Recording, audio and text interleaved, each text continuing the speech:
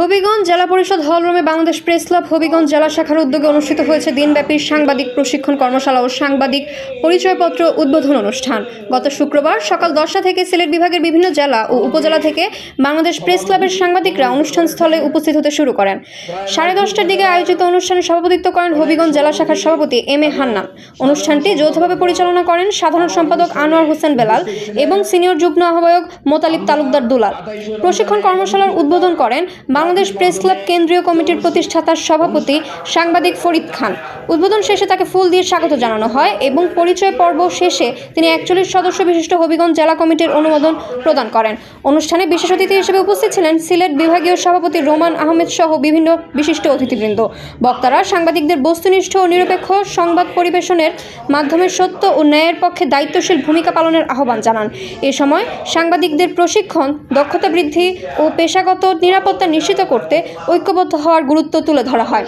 প্রতিবেদন বুলবুল Ahmed, Nabiganj, Habiganj, Bangla live news 24।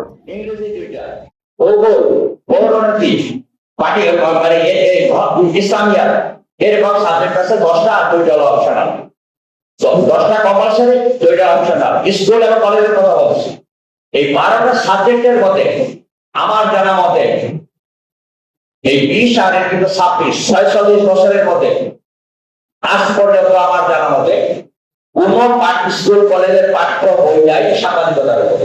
আপনাদেরকে মানে কথা কি ঠিক আছে?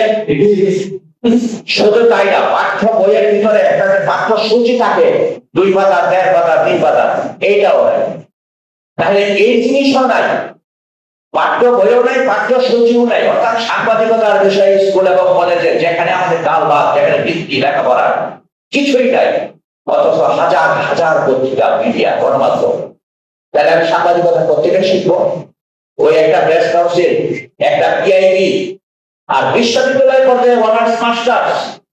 আমরা কি বিশ্ববিদ্যালয় পর্যায়ে আমাদের ফ্যামিলির সবাই কি অনার্স মাস্টার্স পাস? আমাদের লেখাপড়াটা হলো স্কুল পাস, কলেজ পাস, এই তো আমাদের জীবন ব্যবস্থা।